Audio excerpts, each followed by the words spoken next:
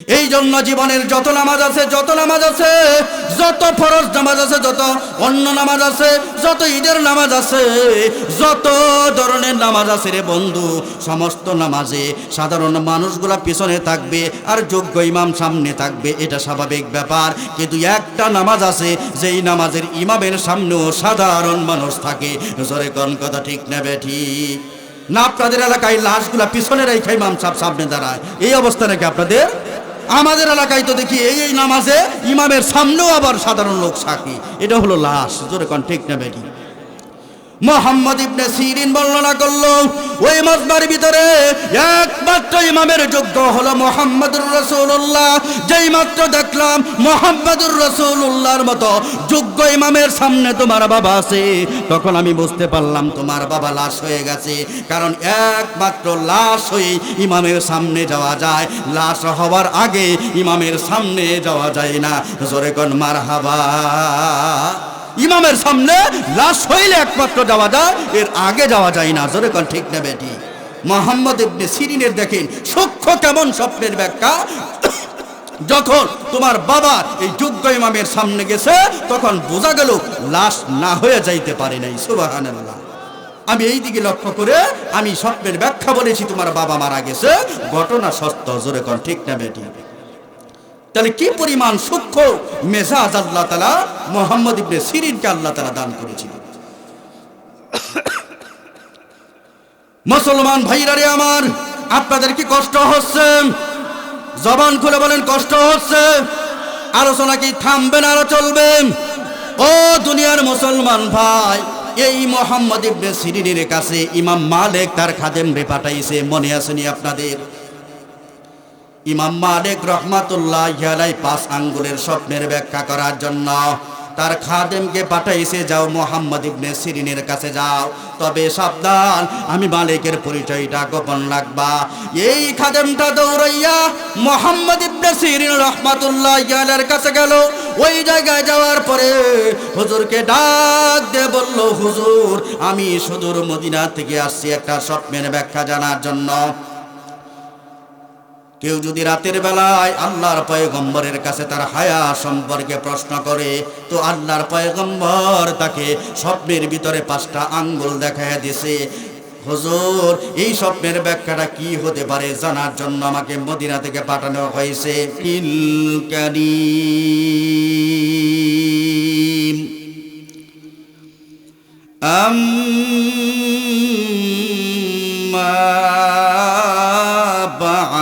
فأعوذ بالله من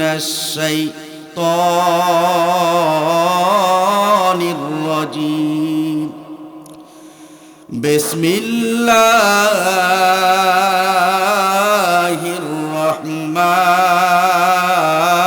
الرحمن الرحيم.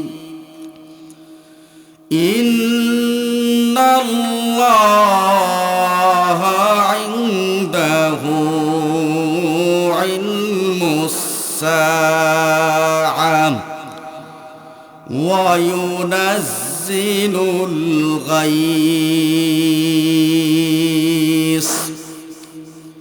ويعلم ما في الأرحام وما تدري نفس ماذا تكسب غدا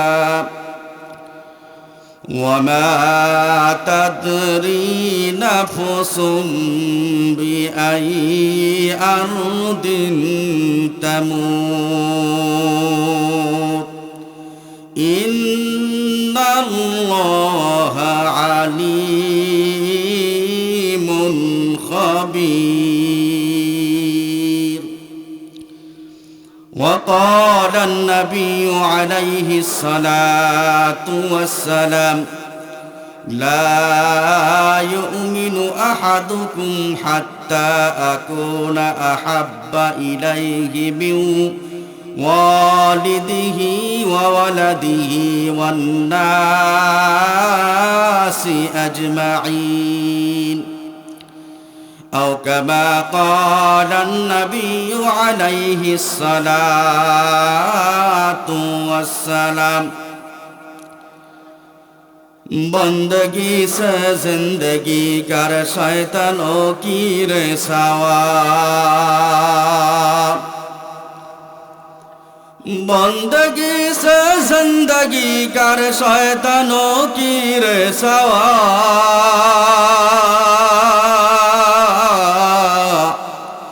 ये दुनिया कुछ नहीं है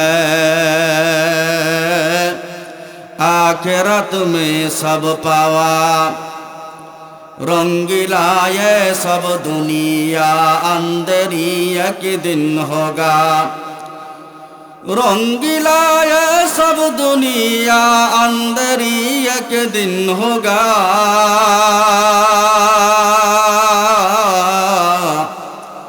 समझ जब तुम्हारे सामने आज राइल आ गया समझ जब तुम्हारे सामने आज राइल आ गया ला इलाहा इल्लल्लाह ला इलाहा इल्लल्लाह जोरे ला इलाहा इल्लल्लाह जोरे ला इलाहा इल्लल्लाह ला इलाहा इल्लल्लाह जोरे ला इलाहा इल्लल्लाह सुबहानल्लाह वल्हम्दुलिल्लाह ला इलाहा इल्लल्लाह जोरे ला इलाहा इल्लल्लाह पाखिरो गाले गाले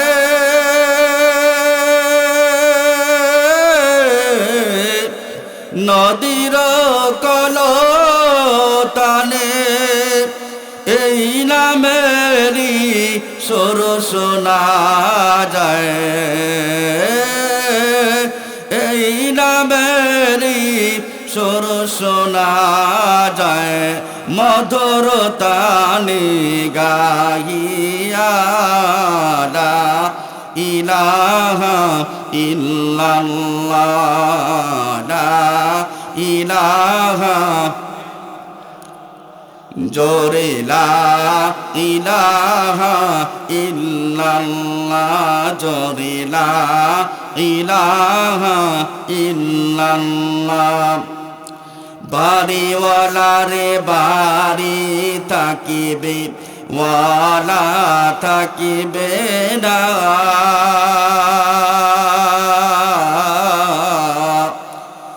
गाड़ी वाला रे गाड़ी ताकिबे वाला ताकिबे ना जोरे कोन কথা ঠিক না বেঠি অসংখ্য বাড়িওয়ালা ছিল যার বাড়িটা এখনো বিদ্যমান কিন্তু বাড়িওয়ালা দুনিয়া থেকে বিদায় জোরে কোন কথা ঠিক না বেঠি অসংখ্য গাড়িওয়ালা ছিল যার গাড়িটা এখনো বিদ্যমান কিন্তু গাড়িওয়ালা দুনিয়া থেকে বিদায় ও চিয়ারে মানে রে চিয়ারে থাকিবে মান থাকিবে না জমিওয়ালা রে জমিও থাকিবে ওয়ালা থাকিবে না লা ইলাহা ইল্লাল্লাহ লা ইলাহা সুবহানাল্লাহ ওয়ালহামদুলিল্লাহ লা ইলাহা ইল্লাল্লাহ লা ইলাহা ইল্লাল্লাহ লা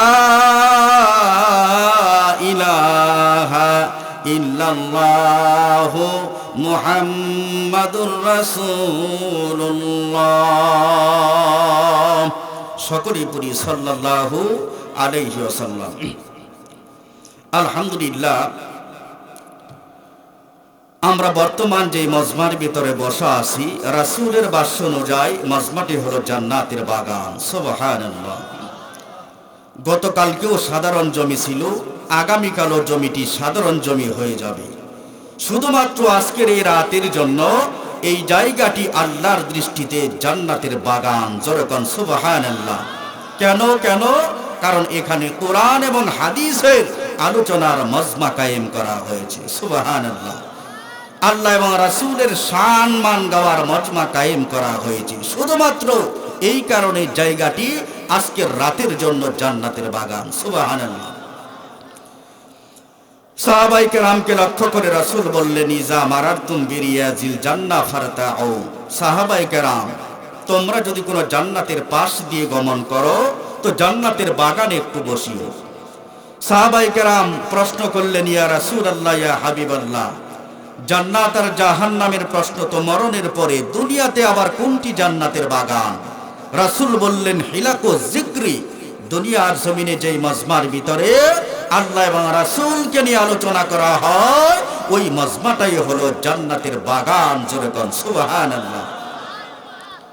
আজকের যে মজমা কায়েম করা হয়েছে অবশ্যই আল্লাহ এবং রাসূলের সম্মান গাওয়ার জন্য। কথা ঠিক না বেঠিক? এলাকার সমস্যা সমাধানের জন্য না, কারো ব্যক্তিগত কোনো আলোচনার জন্য না। এই আলোচনার মজমা কায়েম করেছে একমাত্র আল্লাহ এবং রাসূলকে নিয়ে আলোচনা করার জন্য। জোরে কোন কথা ঠিক না বেঠিক? অত্যন্ত খুশি হয়েছে আমি। এলাকার মানুষগুলো অত্যন্ত ভালো, বিশেষ করে যুব সমাজ এত অতিথি পরায়ণ, এত মর্যাদা দিতে পারে এরা। আসলে নজিরবিহীন যুবক এই এলাকার ভিতরে বসবাস করে। আজকের এই মাহফিলটাও আলহামদুলিল্লাহ যুবকদের উদ্যোগে। কথা ঠিক না বেঠিক? পুরুষী যুব সমাজের উদ্যোগে, হ্যাঁ, এবং কবরস্থান উন্নয়ন প্রকল্পে মূলত তো যুব সমাজের উদ্যোগে আজকে এই মাহফিল। আরে যুবকরা তো মাহফিল করার কথা না, যুবকরা করবে কনসার্টের আয়োজন। জোরে কোন ঠিক না বেঠিক? যুবকদের মেজাজ হলো যাত্রার আয়োজন করবে। যুবকরা তো বড় বড় জাহান্নামী আয়োজন করবে। তো আলহামদুলিল্লাহ, আপনাদের এলাকার যুবক আল্লাহ তাআলার কত গ্রহণীয় আর পছন্দনীয় যুবক, যারা গানের আয়োজন না করে একটা জান্নাতের বাগান সাজাইছে। জোরে কোন কথা ঠিক না বেঠিক? আর এলাকার সব যুবক মিলে যদি গানের আয়োজন করে, এলাকার মুরব্বীদের ঠেকানোর কোনো কায়দা নাই। জোরে কোন কথা ঠিক না বেঠিক? তো আপনাদের নসিব ভালো যে যুবকদের মেজাজ আল্লাহ তাআলা ইসলামের জন্য কবুল করেছে। জোরে কোন সুবহানাল্লাহ। মুসলমান ভাইরা আমার, আলহামদুলিল্লাহ অনেক এলাকায় দেখা যায় যুব সমাজের উদ্যোগে এখন মাহফিল হচ্ছে। বিভিন্ন এলাকায় যাই, বিভিন্ন ডিস্ট্রিক্টে আমরা যাই, যুব সমাজের উদ্যোগে সুন্দর সুন্দর আয়োজন হয়। আজকে যে আয়োজন আছে এটা কিন্তু বৃদ্ধ লোকদের পক্ষে সম্ভব ছিল না, এত সুন্দর আয়োজন করা। চরের ভিতরের এত সুন্দর আয়োজন এই আমার প্রথম জীবনে, যে চরের ভিতরের যুবকেরা এত সুন্দর আয়োজন করতে পারে। মুগ্ধ হয়ে গেছে আপনাদের এই পরিবেশ দেখে। এক সময় তো এই সমস্ত গ্রামগঞ্জে গানের বড় প্রচলন ছিল, বিশেষ করে যুবকদের উদ্যোগে। গান বাজনা প্রচুর হতো, যাত্রা গান প্রচুর হতো। এখন যুবকরা আস্তে আস্তে করে ইসলামের দিকে আসতেছে। এখন কোরআনের মজমা এত বিপুল পরিমাণ হয়, তো গানের মজমা কমে গেছে। জোরে কোন ঠিক না বেঠিক? আরে যুবকদের স্রোত তো এমন একটা বাঁধ ভাঙ্গা স্রোত, এই যুবকদের স্রোত যেদিকে বইতে থাকে, সামনে প্রাচীর থাকলে ভেঙ্গে তছনছ, পাহাড় থাকলে তুলার মতো উঠতে থাকে যুবকদের স্রোতের সামনে। জোরে কোন ঠিক না বেঠিক? এক সময় এই যুবকদের স্রোত শুধু কনসার্টের দিকে বইতেছিল, যাত্রার দিকে বইতেছিল। শুকরিয়া আল্লাহর কাছে, এই যুবকদের সেই স্রোত এখন ইসলামের পক্ষে বইতেছে। জোরে কোন ঠিক না বেঠিক? যার কারণে এত বিশাল বড় আয়োজন। যুবকদের উদ্যোগ না থাকলে অসম্ভব ছিল এত বড় আয়োজন। কথা বাস্তব না বাস্তব? আগে তো আমরা দেখতাম বিভিন্ন বটগাছ হলেই বিভিন্ন রাস্তার মুড়ে মুড়ে বিভিন্ন ধরনের যাত্রা গান হতো, বিভিন্ন ধরনের গান বাজনার আয়োজন হতো, মুড়ে মুড়ে গ্রামগঞ্জের মুড়ে মুড়ে এই ধরনের আয়োজন হতো। উদ্যোক্তা ছিল যুব সমাজ। সেই যুবকদেরকে আল্লাহ ইসলামের জন্য কবুল করতেছে। অচিরেই ইসলামের বিজয় আমাদের হাতে চলে আসবে। জোরে কোন কথা ঠিক না বেটি?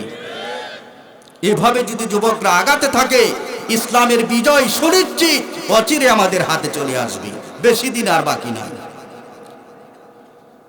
আল্লাহু আকবার।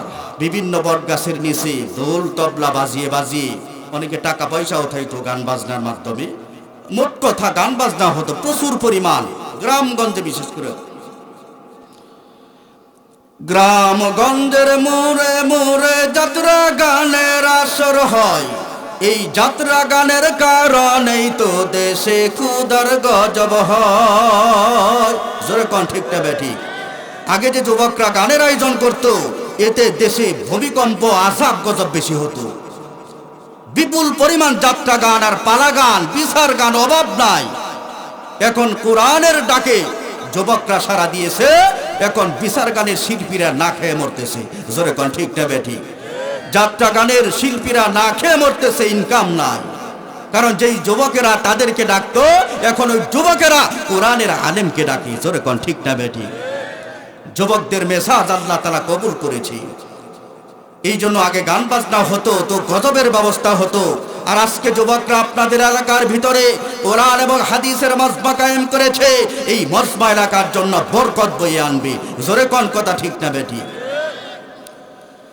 গ্রামগঞ্জের মোড়ে মোড়ে যাত্রা গানের আসর হয়। এই যাত্রা গানের কারণেই তো দেশে ক্ষুধার গজব হয়।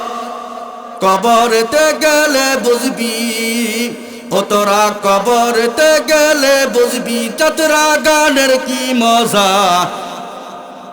দিন ইসলামের পথে তোমরা চলো রে সোজা। দিন ইসলামের পথে তোমরা চলো রে সোজা।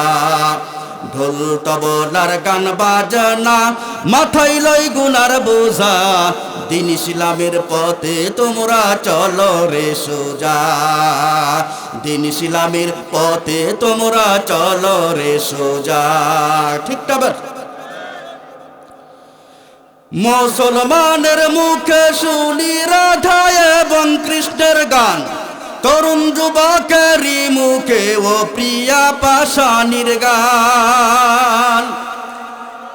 মুসলমানের মুখে শুনি রাধা এবং কৃষ্ণের গান, তরুণ যুবকেরই মুখে ও প্রিয়া পাশানির গান। আল্লাহর পথে গান গাইবে না ওরা, আল্লাহর পথে গান গাইবে না, মাজার টানে গাজা। দিন ইসলামের পথে তোমরা চলো রে সোজা। দিন ইসলামের পথে তোমরা চলো রে সোজা। ঢোল তবলার গান বাজে না, মাথায় লয় গুনার বোঝা। দিন ইসলামের পথে তোমরা চলো রে সোজা। দিন ইসলামের পথে তোমরা চলো রে সোজা।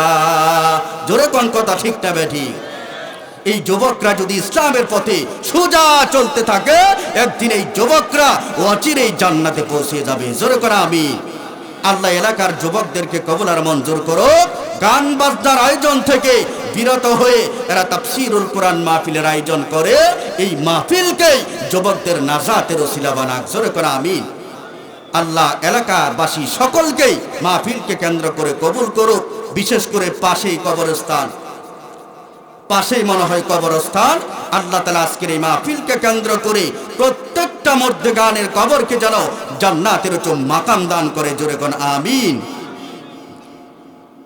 মুসলমান ভাইরা আমার, ভূমিকা বলবো না, সরাসরি আমি আমার আলোচনায় প্রবেশ করতেছি। যেহেতু মুক্তাসার সময় কথা বলবো, আমি আপনাদের সামনে আজকে যে বিষয়টি নিয়ে আলোচনা করব, আমার আলোচ্য বিষয় হলো হুব্বে রাসূল সাল্লাল্লাহু আলাইহি ওয়াসাল্লাম। আমি একটা নির্দিষ্ট বিষয়ের উপর আলোচনা করে থাকি, বিক্ষিপ্ত আলোচনা আমি করতে পারি না, জানিও না আমি। এই জন্য আজকে আমার আলোচনার মূল বিষয় হলো হুব্বে রাসূল তথা রাসূলের ভালোবাসা, ইশকে রাসূল তথা রাসূলের মহব্বত প্রসঙ্গে মুক্তাসারভাবে কয়েকটি কথা বলে আমি আমার আলোচনার ইতি টানবো ইনশাআল্লাহ।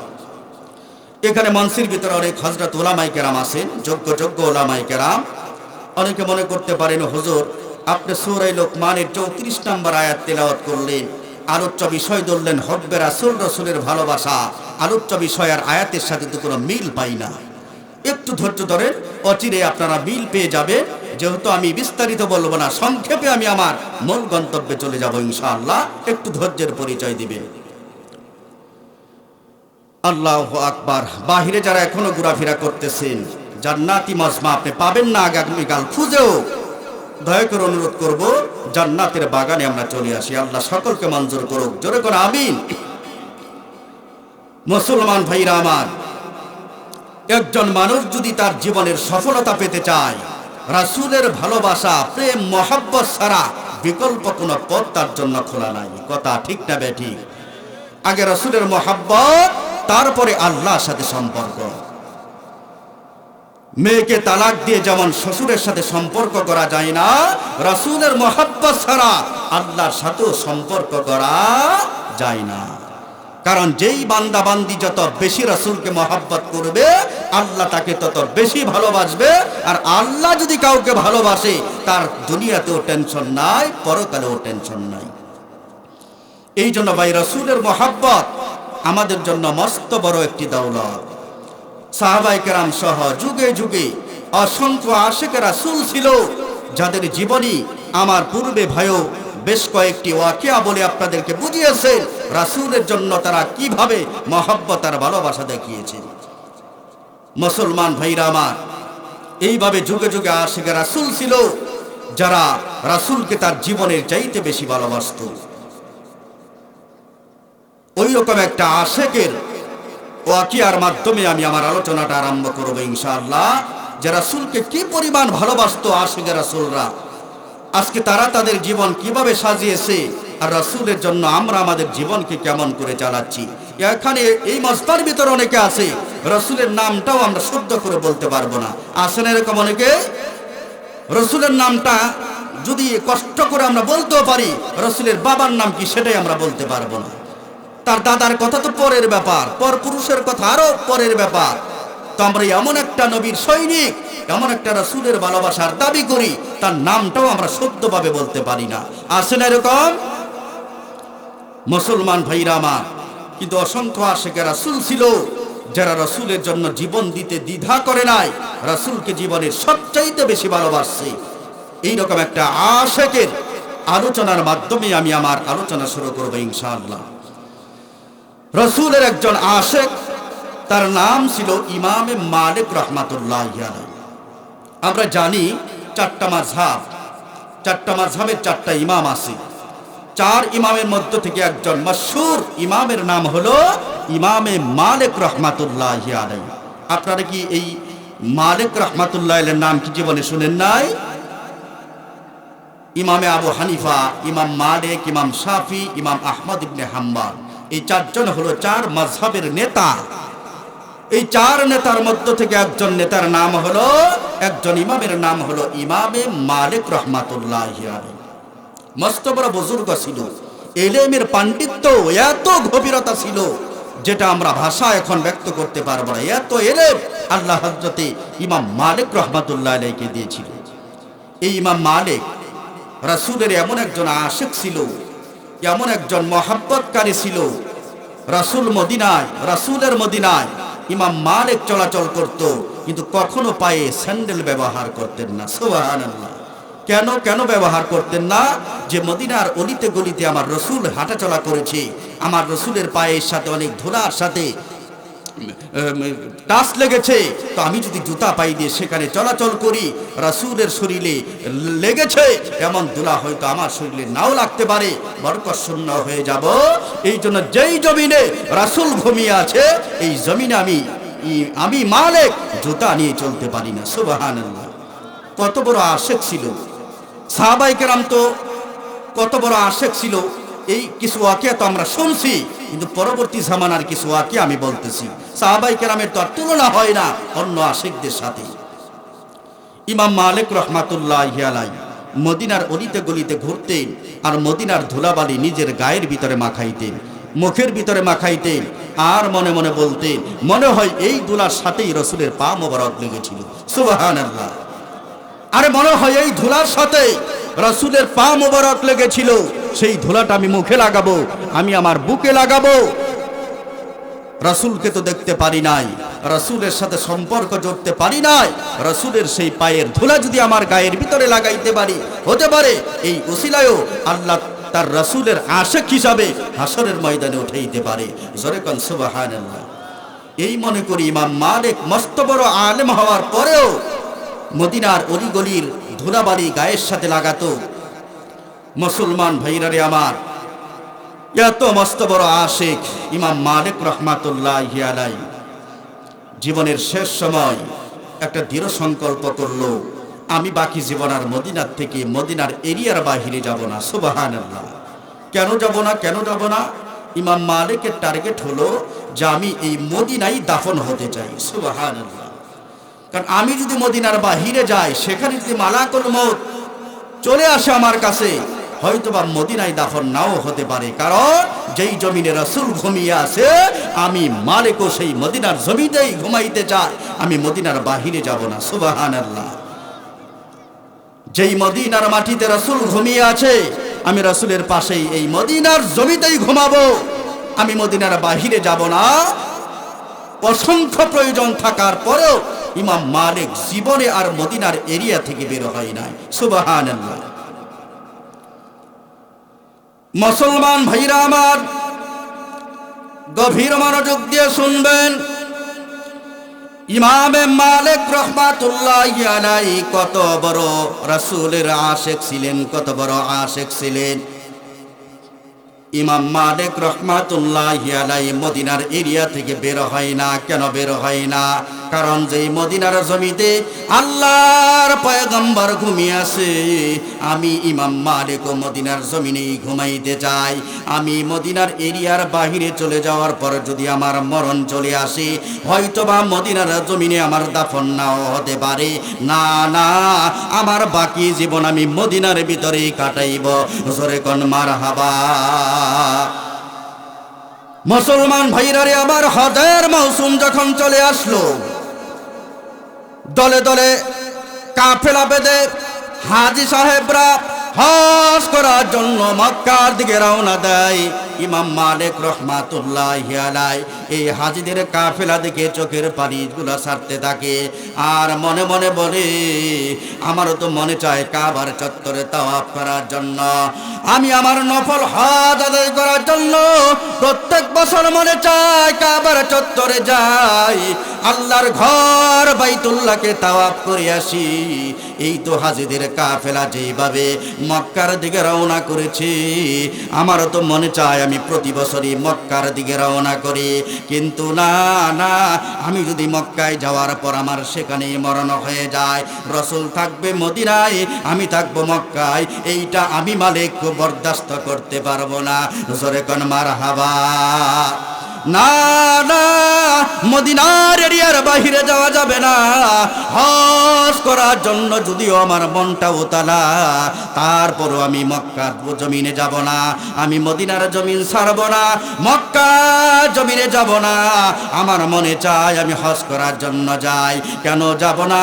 কারণ আমি মদিনার জমিন ছাড়তে পারবো না, আমি এই মদিনার জমিনের নিচে দাফন হতে চাই। জোরে কোন মারহাবা। ইমাম মালিক হজ করার জন্য মক্কায় যেতে রাজি না, নফল হজ।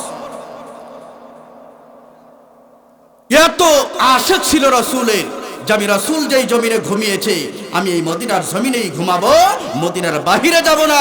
এমনকি হজ করতে যাবে সেইটাও তিনি রাজি না, যদি মক্কায় গিয়ে তার মরণ হয়ে যায়। মুসলমান ভাইরারে আমার, এখন তো এক দেশে কোনো মানুষ মারা গেলে অন্য দেশে 2-1 ঘন্টার ভিতরে পৌঁছানো সম্ভব হয়ে যায়, মানুষ লাশগুলা বহন করেই থাকে। জোরে কোন ঠিক না বেঠিক?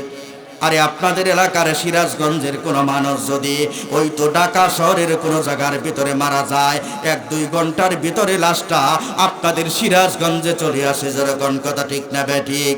শুধু তাই নয়, দেশের বাহিরে বিদেশের জমিনেও যদি কেউ মারা যায়, ওই লাশ কিন্তু বিদেশের জমিনে থাকে না, ওই জমিন থেকে আপনাদের সিরাজগঞ্জে নিয়ে আসেন, আনার মতো একটা সুব্যবস্থা আছে।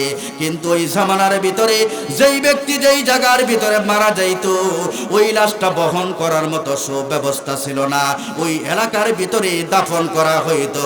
জোরে কোন কথা ঠিক না বেঠিক? যে যেখানে মারা যেত ওই এলাকায় দাফন করা হতো, না হয়তো কাঁধে বহন করে কতক্ষণ একটা লাশ অন্যত্র নেওয়া যায়। জোরে কোন ঠিক না বেঠিক? এই জন্য ইমাম মালিক কত বড় আশিক ছিল। ইমাম মালিক মদিনার জমিন ত্যাগ করে না। কেন ত্যাগ করে না? মদিনার জমিন ত্যাগ করলে হয়তো মদিনার বাহিরে দাফন হতে পারে। আমি আল্লাহর নবীর পাশে, আল্লাহর নবী যেই জমিনে ঘুমিয়ে আছে, এই জমিনেই ঘুমাইতে চাই, আমি মদিনার জমিন ত্যাগ করতে পারবো না। জোরে কোন সুবহানাল্লাহ। কিন্তু কাবার একটা মহব্বত তো দিলের ভিতরে আছে।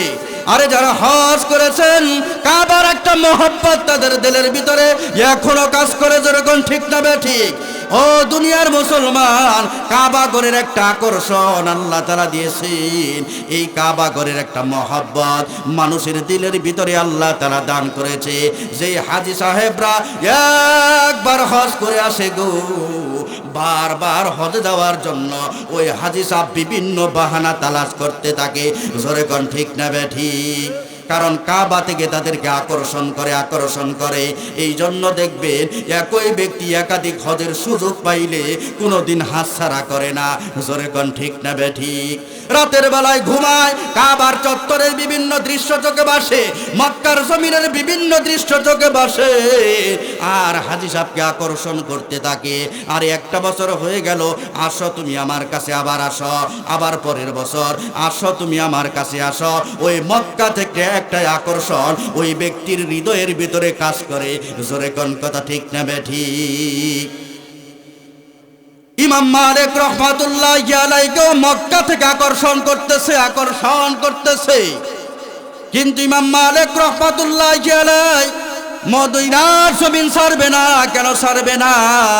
কারণ এই জমিনে যে রাসূল ঘুমিয়ে আছে, আমি রাসূলের আশিক, আমি রাসূলকে ভালোবাসি, মহব্বত করি। আমার নবী যেই জমিনে ঘুমিয়েছে, আমি মালিক ওই জমিনেই ঘুমাইতে চাই। জোরে কোন মারহাবা। মনের ভিতরে কল্পনা জল্পনা, কোনোভাবে যদি আমার হায়াত সম্পর্কে আমি অবগত হতাম, আমাকে কেউ যদি কোনোভাবে জানিয়ে দিত, ও মালিক তুমি 2টা বছর বাঁচবা, তাহলে আমি মাঝখানের বছরটা হজ করে আসতাম। কেউ যদি আমাকে জানাইতো তুমি 5 বছর বাঁচবা, আমি প্রত্যেক বছর এই ফাঁকে আমি হজ করে আসতাম।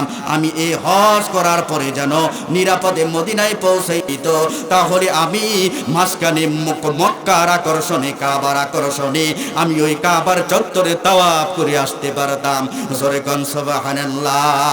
ইমাম মালিক কয়, আমি তো আমার হায়াত জানি না, মক্কায় যাওয়ার পরে যদি মরণ হয়ে যায় তো মদিনা থেকে বঞ্চিত হব। কোনোভাবে যদি আমি জানতে পারতাম যে আমার হায়াত আর কত বছর আছে, জানতে পারলে আমি অবশ্যই আমি মক্কায় গিয়ে হজ আদায় করে কাবা তাওয়াফ করে আবার নিরাপদে মদিনায় অবস্থান করতাম। সুবহানাল্লাহ। এরকম কল্পনা জল্পনা করে একদিন ইমাম মালিক রাতের বেলায় ঘুমিয়ে গেলেন। সুবহানাল্লাহ। মুসলমান ভাইরা রে আমার ধৈর্যের পরিচয় দিবেন। ইমাম মালিক রাহমাতুল্লাহি আলাইহি রাতের বেলায় ঘুমিয়ে গেলেন। ঘুমের ভিতরে ইমাম মালিক রাহমাতুল্লাহি আলাইহি স্বপ্নের রাজ্যে ঘুরতে ফিরতে আরম্ভ করলেন। স্বপ্নের মাধ্যমে বিভিন্ন এলাকা সফর করতে আরম্ভ করলেন। আমরা যখন ঘুমাই, আমরা কি স্বপ্নে ঘোরাফেরা করি না? আমরা কি স্বপ্নে সফর করি না? আরে রাতের বেলায় ঘুমাই, হঠাৎ করে দেখি আমি গুলশান বনানীতে বেড়াইতেছি। জোরে কোন ঠিক না বেঠিক? আর রাতের বেলায় যখন ঘুমাই, হঠাৎ করে দেখি আমি ওই তো বরিশালে বেড়াইতেছি। আমি যখন রাতের বেলায় ঘুমাই, হঠাৎ করে দেখি কক্সবাজার বেড়াইতেছি। জোরে কোন ঠিক না বেঠিক?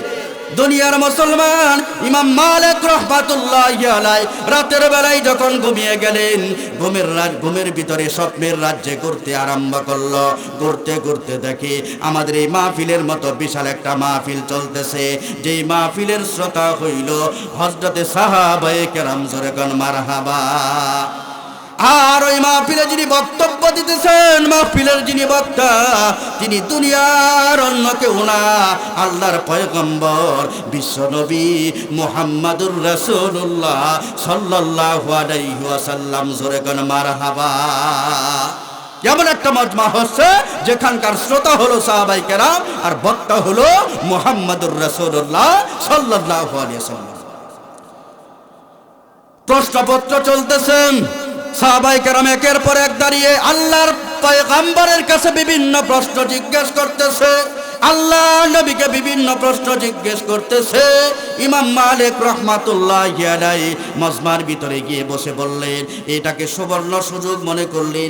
ইমাম মালিক আর দেরি করলেন না, সাহাবায়ে কেরামের প্রশ্নের সাথে সাথে ইমাম মালিক রাহমাতুল্লাহি আলাইহি মজমার পিছন থেকে দাঁড়িয়ে গেলেন। জোরে কোন সুবহানাল্লাহ। মজমার পিছন থেকে ইমাম মালিক রাহমাতুল্লাহি আলাইহি দাঁড়িয়ে গেলেন। যেই বিষয়টা মনের ভিতরে কল্পনা জল্পনা চলতেছে, আমার হায়াত কতদিন আছে, আমি যদি কারো কাছ থেকে জানতে পারতাম, আমি হয়তো বা কাবার চত্বরে চলে যেয়ে আমি হজ করে আবার নিরাপদে মদিনায় চলে আসতে পারতাম।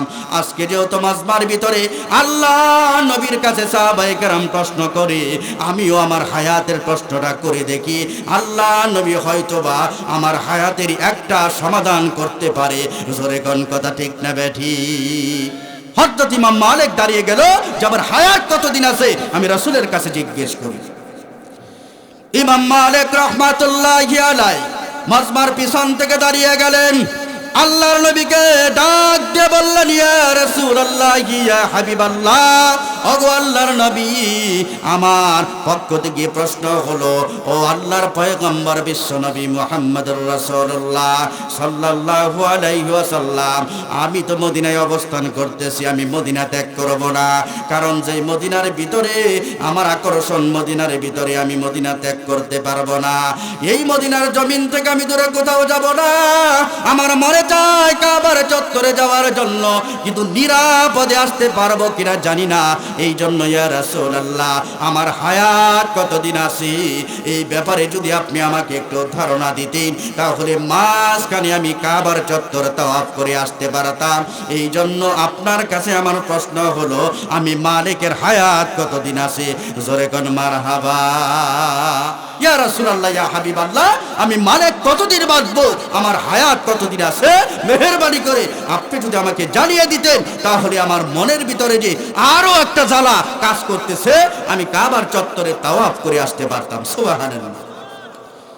মুসলমান ভাইরা রে আমার, আল্লাহর পয়গম্বরকে যখন ইমাম মালিক প্রশ্ন করলেন, আল্লাহর পয়গম্বর বিশ্বনবী মুহাম্মদুর রাসূলুল্লাহ সাল্লাল্লাহু আলাইহি ওয়াসাল্লাম মালিকের দিকে তাকাইলেন। ইমাম মালিকের দিকে তাকানোর পরে জবান দ্বারা কোনো শব্দ উচ্চারণ করলেন না, জবানের মাধ্যমে কোনো সমাধান করলেন না। আল্লাহর নবী ইমাম মালিককে লক্ষ্য করে তার হায়াতের ব্যাপারে ইশারা করলেন, ইমাম মালিক, তোমার হায়াতের সমাধান হইল হাতের 5 আঙ্গুল। জোরে কোন সুবহানাল্লাহ। আল্লাহর নবী এইভাবে হাতের 5টা আঙ্গুল দেখাইলেন ইমাম মালিককে। যেই মাত্র ইমাম মালিককে আল্লাহর পয়গম্বর বিশ্বনবী মুহাম্মদুর রাসূলুল্লাহ হাতের 5টা আঙ্গুল দেখাইলেন, সাথে সাথে হযরত ইমাম মালিকের ঘুম ভেঙে গেল। সাথে সাথে ঘুম ভাঙার পর ইমাম মালিকের টেনশন আগের চাইতে বেড়ে গেল। জোরে কোন কথা ঠিক না বেঠিক? ইমাম মালিক চিন্তা করে, স্বপ্নে আমি রাসূলকে জিগাইলাম আমি কতদিন বাঁচবো, রাসূল আমাকে 5টা আঙ্গুলে দেখাইয়া কি বোঝাইলো, আমি কি 5 ঘন্টা বাঁচবো, না 5 দিন বাঁচবো, না 5 সপ্তাহ বাঁচবো, না 5 মাস বাঁচবো, না 5 বছর বাঁচবো? সুবহানাল্লাহ। ইমাম মালিক বড় টেনশনে পড়ে গেল। আল্লাহর নবীর কাছে আমার হায়াত জিজ্ঞেস করলাম, আল্লাহর নবী 5 আঙ্গুল দেখাইলেন। 5 আঙ্গুলের মাধ্যমে রাসূল কি বুঝাইলেন কিছুই বুঝলাম না। রাসূলকে পাল্টা প্রশ্ন করার সুযোগও পাইলাম না। মুসলমান ভাইরা রে আমার, ইমাম মালিক রাহমাতুল্লাহি আলাইহি এই প্রশ্নের সমাধান, এই স্বপ্নের ব্যাখ্যা কেমন করে করবে? মুসলমান ভাইরা রে আমার, ইমাম মালিক রাহমাতুল্লাহি আলাইহির জামানায় এমন একজন বুজুর্গ ছিল, এমন একজন আল্লাহওয়ালা ছিল, যাকে আমার আল্লাহ রাব্বুল আলামিন এত জ্ঞান, এত ইলম দিয়েছিল, যেই এলেমের ভিত্তিতে তিনি নির্ভুল স্বপ্নের ব্যাখ্যা করতে পারতেন। জোরে কোন সুবহানাল্লাহ। স্বপ্নের ব্যাখ্যা এত সুন্দরভাবে করতে পারতেন, আমার আল্লাহ তাকে সেই যোগ্যতা দিয়েছিল। যেই লোকটার নাম ছিল হযরত মুহাম্মদ ইবনে সিরিন রাহমাতুল্লাহি আলাইহি। উলামায়ে কেরাম জানে তার স্বপ্নের ব্যাপারে। জোরে কোন কথা ঠিক না বেঠিক? এত সুন্দর চমৎকার ব্যাখ্যা করার মতো যোগ্যতা আসমানের মালিক আল্লাহ মুহাম্মদ ইবনে সিরিন রাহমাতুল্লাহি আলাইহিকে দিয়েছিল। সুবহানাল্লাহ। ইমাম মালিক রাহমাতুল্লাহি আলাইহি চিন্তা করলেন, আমার এই স্বপ্নের ব্যাখ্যা তো লাগবেই লাগবে। 5 আঙ্গুল দ্বারা যদি 5 বছর বুঝিয়ে থাকে, আমি কমপক্ষে 4 বার কাবার চত্বরে যেতে পারবো। জোরে কোন কথা ঠিক না বেঠিক? এই জন্য ইমাম মালিক বড় টেনশনে পড়ে গেল, পেরেশান হয়ে গেল। মুহাম্মদ ইবনে সিরিনের কাছে তার খাদেমকে পাঠাইল। খাদেম, যাও যাও, ওই তো মুহাম্মদ ইবনে সিরিনের কাছে যাও, আমার এই স্বপ্নের ব্যাপারে তার কাছে জিজ্ঞেস করো। তবে সাবধান সাবধান, আমার পরিচয়টা তুমি গোপন রাখবা। মুহাম্মদ ইবনে সিরিনের কাছে আমার নাম বলে স্বপ্নের ব্যাখ্যা চাইবা না। জোরে কোন মারহাবা। মুহাম্মদ ইবনে সিরিন কত বড় স্বপ্ন ব্যাখ্যাকার ছিল। মুসলমান ভাইরা, আমরা আজীব হয়ে যায় যে আল্লাহ তাআলা এত সূক্ষ্ম জ্ঞান মুহাম্মদ ইবনে সিরিন রাহমাতুল্লাহি আলাইহি আল্লাহ তাআলা দান করেছিল। একটা স্বপ্ন দেখার পর এলাকার সবাই বুঝে স্বপ্নের দাস হবে এইরকম। আর মুহাম্মদ ইবনে সিরিনের কাছে যাওয়ার পর স্বপ্নের ব্যাখ্যা জিজ্ঞেস করলে এমন ব্যাখ্যা করে পুরো আকাশ আর পাতাল ব্যবধান। জোরে কোন সুবহানাল্লাহ। সবাই বুঝে স্বপ্নের ব্যাখ্যা ভালো।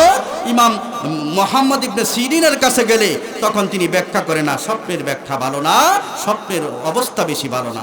জোরে কোন সুবহানাল্লাহ। আবার একটা স্বপ্ন আমাদের দৃষ্টিতে বোঝা যাইতেছে খারাপ স্বপ্ন, কিন্তু মুহাম্মদ ইবনে সিরিনের কাছে গেলে পুরা পরিবর্তন হয়ে যায়। কয় না, স্বপ্নের ব্যাখ্যা বড় চমৎকার। জোরে কোন সুবহানাল্লাহ। এমন সূক্ষ্ম জ্ঞান আল্লাহ তাআলা মুহাম্মদ ইবনে সিরিনকে দান করেছিল। একটা ওয়াকিয়া বললে বিষয়টা পরিষ্কার হয়ে যায়। এক লোক রাতের বেলায় স্বপ্নে দেখে বিশাল বড় একটা নামাজের জামাত, মুসল্লিরা দাঁড়িয়ে আছে, বিশাল বড় বরকতি জামাত, যেই জামাতের ভিতরে সমস্ত নবীরা আছে, অনেক ফেরেশতারা আছে, বুজুর্গরা আছে। এমনকি ওই জামাতের ভিতরে বিশ্ব পয়গম্বর মুহাম্মদুর রাসূলুল্লাহ সাল্লাল্লাহু আলাইহি ওয়াসাল্লাম দাঁড়ানো। জোরে কোন সুবহানাল্লাহ। এমন একটা জামাত, যেই জামাতে নবীরা আছে, রসুল পর্যন্ত আছে, ওই জামাতের দাম আছে না নাই? ওই জামাতটা অত্যন্ত বরকতপূর্ণ জামাত, যেই জামাতে রাসূল নিজে স্বয়ং উপস্থিত। জোরে কর ঠিক না বেঠিক? মুসলমান ভাইরা রে আমার, লোকটা রাতের বেলায় স্বপ্নে দেখে এত বড় বিশাল বড় বরকতি জামাত, এই জামাতের ইমামতি দুনিয়ার অন্য কোনো মানুষ করতেছে না। এই জামাতের ইমামতি করতেছে ওই লোকটার বাবা। জোরে কোন সুবহানাল্লাহ। এত বড় বিশাল বরকতপূর্ণ জামাত, এই জামাতের ইমামতি করতেছে যিনি স্বপ্নে দেখতেছে তার বাবা। মনে রাখবেন বিষয়গুলো। মুসলমান ভাইরা রে আমার, এত বড় জামাতের ইমামতি আমার বাবা করতেছে, এইটা লক্ষণ ভালো না খারাপ? জোরে কোন ভালো না খারাপ? এইটা তো বড় ফজিলতের ব্যাপার। কারণ এত বড় দামি জামাতের ইমামতি আমার বাবা করতেছে, আমি তো সাধারণ ব্যক্তির ছেলে না, এরকম একটা বাপ তৈরি হয়। জোরে কোন ঠিক না বেঠিক? মুসলমান ভাইরা রে আমার, এমপি মন্ত্রীর জামাতের ইমামতি যদি আমার বাবা করে, তাহলে বোঝা গেল আমার বাবা কত দামি। জোরে কোন ঠিক না বেঠিক? আর এই সমস্ত আম্বিয়া কেরাম, এমনকি বিশ্ব পয়গম্বর পর্যন্ত যেই জামাতের ভিতরে আছে, এই বরকতপূর্ণ জামাতের ইমামতি সাধারণ কেউ করতে পারে না। যিনি করবে তিনিও বড় বরকতপূর্ণ, তিনিও বড় দামি। জোরে কোন কথা ঠিক না বেঠিক? তো লোকটা রাতের বেলায় স্বপ্ন দেখলো এমন বিশাল বরকতপূর্ণ জামাত, যেই জায়গার ভিতরে রসুল পর্যন্ত কাতারের ভিতরে দাঁড়ানো, আর ওই নামাজের ইমামতি করতেছে তার বাবা। জোরে কোন মারহাবা। ঘুম থেকে ওঠার পর মনটা বড় আনন্দ, অন্য দিনের চাইতে বড় আনন্দ কাজ করতেছে। কারণ আমার বাবা এত দামি জামাতের ইমামতি করলো, তাহলে আমি তো সাধারণ কোনো ব্যক্তির সন্তান না। জোরে কোন ঠিক না বেঠিক? মনের ভিতরে আনন্দ কাজ করতেছে। এইটার ব্যাখ্যা আরো না জানি কত সুন্দর হবে, ভালো হবে। এই জন্য মনের আনন্দটাকে আরো বাড়ানোর জন্য এই লোকটা দৌড়ে চলে গেল এই মুহাম্মদ ইবনে সিরিন রাহমাতুল্লাহি আলাইহির কাছে। মুহাম্মদ ইবনে সিরিনের কাছে হাস্যজ্জ্বল অবস্থায় গেছে, মুখের ভিতরে হাসি। এই স্বপ্নের ব্যাখ্যায় আমার বাবা যে কত বরকত করল এটা মুহাম্মদ ইবনে সিরিনের জবান থেকে শুনব। এবার মুহাম্মদ ইবনে সিরিনের কাছে এই লোকটা যখন এই স্বপ্নের বিবরণ বর্ণনা করলেন, হুজুর আমি দেখলাম পয়গম্বরের ইমামতি আমার বাবা করতেছে। হুজুর আমার বাবার ইজ্জত তাহলে কত বেশি, আমার বাবার মান সম্মান কত বেশি। এই স্বপ্নের ব্যাখ্যাটা যদি আপনি বলে দিতেন আমি শোনার পরে আরো বেশি আনন্দিত হইতাম। জোরে কোন সুবহানাল্লাহ। এবার মুহাম্মদ ইবনে সিরিন রাহমাতুল্লাহি আলাইহি ওই লোকটাকে ডাক দিয়ে বলল, ভাই আনন্দ হওয়ার কিছুই নাই, তুমি তাড়াতাড়ি যাও, তোমার বাড়িতে যাও, তোমার বাবা দুনিয়ার জমিন থেকে বিদায় হয়ে গেছে। জোরে কোন সুবহানাল্লাহ। তুমি আর দেরি করো না, দেরি করো না। তোমার বাবা তো এক জায়গায়, তুমি থাকো আরেক জায়গায়, এই জন্য তাড়াতাড়ি তোমার বাবার কাছে যাও। তোমার বাবা কিন্তু দুনিয়ার জমিনে নাই, দুনিয়ার জমিন থেকে বিদায় হয়ে গেছে, মৃত্যুবরণ করছে। আরে আসছে হাসতে হাসতে এবার লোকটা চোখের ভিতরে পানি নিয়ে কানতে কানতে রওনা। জোরে কোন সুবহানাল্লাহ। আর কথা না বাড়িয়ে তাড়াতাড়ি বাড়ির দিকে রওনা করলাম। আর মনে মনে কেমন যেন আবার কল্পনা আসতেছে, এইটা স্বপ্নের ব্যাখ্যাটা ভুল হয়েছে, এটা ব্যাখ্যা হতেই পারে না। আমার বাবার ইজ্জত বেশি, যার কারণে দামি জামাতের ইমামতি করছে। মুহাম্মদ ইবনে সিরিন স্বপ্নের ব্যাখ্যা মনে হয় ভালো করে মনোযোগ সহকারে শুনে নাই। মুসলমান ভাইরা রে আমার, এবার লোকটা দৌড়ে তার বাড়িতে চলে গেল। বাড়িতে যাওয়ার আগেই দেখে বাড়িতে কান্নাকাটির আওয়াজ পাওয়া যায়। দলে দলে মানুষগুলা বাড়ি থেকে বের হচ্ছে, আবার দলে দলে মানুষ বাড়িতে প্রবেশ করতেছে। সত্যি সত্যি বাড়িতে প্রবেশ করার পরে দেখি তার বাবা দুনিয়ার জমিন থেকে বিদায়। জোরে কোন সুবহানাল্লাহ। তিনি তো বড় মনে আনন্দ, হাইরে আমার বাবা কত ফজিলত না যেন অর্জন করছে, এত বড় জামাতের ইমামতি করতেছে। কিন্তু স্বপ্নের ব্যাখ্যা হলো মুহাম্মদ ইবনে সিরিন বলল, তোমার বাবা দেখো গা দুনিয়ার জমিন থেকে বিদায়। সুবহানাল্লাহ। চোখের ভিতরে পানি, কান্নার কোনো শেষ নাই। বাবার লাশটাকে দাফন কাফন করে এই লোকটার মনের ভিতরে শুধু আবার মুহাম্মদ ইবনে সিরিনের সাক্ষাৎ কামনা করতেছে। আমি স্বপ্ন দেখলাম, ব্যাখ্যা বুঝলাম একটা। মুহাম্মদ ইবনে সিরিন কি দেখা এটার স্বপ্ন বুঝলো, ভিন্ন বুঝলো। মুসলমান ভাইরা আমার আর দেরি করলো না, তাড়াতাড়ি মুহাম্মদ ইবনে সিরিনের কাছে জিজ্ঞেস করলো, হুজুর আমি তো স্বপ্ন দেখে বড় আনন্দিত হয়েছিলাম, মনের ভিতরে বড় খুশি, কিন্তু আপনি এমন কি বুঝতে পারলেন আমার স্বপ্নের মাধ্যমে? যেই স্বপ্নের যেই জিনিসটা বোঝার কারণে আপনি স্বপ্নের ব্যাখ্যা করলেন বাবা দুনিয়া থেকে বিদায়। এবার মুহাম্মদ ইবনে সিরিন রাহমাতুল্লাহি আলাইহি ব্যাখ্যাটা বোঝাইলেন। এ ভাই গভীর মনোযোগ দিয়ে শুনো, আমি কেমন করে বুঝলাম তোমার বাবা দুনিয়া থেকে বিদায় হয়ে গেছে? কয় কেমন করে বুঝলেন? কয় মনোযোগ দিয়ে শোনো। আরে দুনিয়ার জমিনে মুসলমান ভাইরা রে আমার, যোগ্য লোকরা ইমামতি করে। জোরে কোন ঠিক না বেঠিক? ইমামতি করার জন্য একটা যোগ্যতা লাগে, অযোগ্য লোক কোনোদিন ইমামতি করতে পারে না। জোরে কোন কথা ঠিক না বেঠিক? এই যে আপনাদের পাশে ইমাম সাহেব দাঁড়ায় না মুসল্লিরা আগে দাঁড়ায়? জবান খুলে বলেন, ইমাম সাহেব আগে দাঁড়ায় না মুসল্লি আগে দাঁড়ায়? ইমাম সাহেব আগে দাঁড়ায়, মুসল্লিরা পেছনে দাঁড়ায়। ইমাম সাহেবের একটু সামনে যদি কোনো মুসল্লি চলে যায় ওদের নামাজ হবে না। জোরে কোন কথা ঠিক নেবে ঠিক? এই জন্য জীবনের যত নামাজ দেখছেন প্রত্যেকটা নামাজের যোগ্য ইমাম সাহেব সামনে থাকে আর মুসল্লিরা পেছনে থাকে, এইটাই নামাজের সিস্টেম। কিন্তু এমন একটা নামাজ আছে যেই নামাজের ইমামের সামনেও মুসল্লি থাকে, যেই নামাজের ইমামের সামনেও সাধারণ মানুষ থাকে। এমন নামাজ কি আপনারা জানেন? আরে জানাজার নামাজ আপনারা দেখছেন নি? জানাজার নামাজ বলেন তো, ইমাম সাহেবের সামনে লাশ থাকে না পিছনে লাশ থাকে? একটা মাত্র নামাজ আছে যেই নামাজে ইমামের সামনেও মানুষ থাকে। জোরে কোন ঠিক না বেঠিক? তবে ওই মানুষটা জিন্দা থাকতে পারে না, মুর্দা হয়ে তারপর ইমামের সামনে শয়ন থাকে। জোরে কোন ঠিক না বেঠিক? এই জন্য জীবনের যত নামাজ আছে, যত ফরজ নামাজ আছে, যত অন্য নামাজ আছে, যত ঈদের নামাজ আছে, যত ধরনের নামাজ আছে রে বন্ধু, সমস্ত নামাজে সাধারণ মানুষগুলা পিছনে থাকবে আর যোগ্য ইমাম সামনে থাকবে, এটা স্বাভাবিক ব্যাপার। কিন্তু একটা নামাজ আছে যেই নামাজের ইমামের সামনেও সাধারণ মানুষ থাকে। জোরে কোন কথা ঠিক না বেঠিক? না আপনাদের এলাকায় লাশগুলা পিছনে রেখে ইমাম সাহেব সামনে দাঁড়ায়, এই অবস্থা নাকি আপনাদের? আমাদের এলাকায় তো দেখি এই নামাজে ইমামের সামনেও আবার সাধারণ লোক সাক্ষী, এটা হলো লাশ। জোরে কোন ঠিক না বেঠিক? মুহাম্মদ ইবনে সিরিন বর্ণনা করলো ওই মজমার ভিতরে একমাত্র ইমামের যোগ্য হলো মুহাম্মদুর রাসূলুল্লাহ। যেই মাত্র দেখলাম মুহাম্মদুর রাসূলুল্লাহর মতো যোগ্য ইমামের সামনে তোমার বাবা আছে, তখন আমি বুঝতে পারলাম তোমার বাবা লাশ হয়ে গেছে। কারণ একমাত্র লাশ হয়ে ইমামের সামনে যাওয়া যায়, লাশ হওয়ার আগে ইমামের সামনে যাওয়া যায় না। জোরে কোন মারহাবা। ইমামের সামনে লাশ হইলে একমাত্র যাওয়া যায়, এর আগে যাওয়া যায় না। জোরে কোন ঠিক না বেটি? মুহাম্মদ ইবনে সিরিনের দেখেন সূক্ষ্ম কেমন স্বপ্নের ব্যাখ্যা।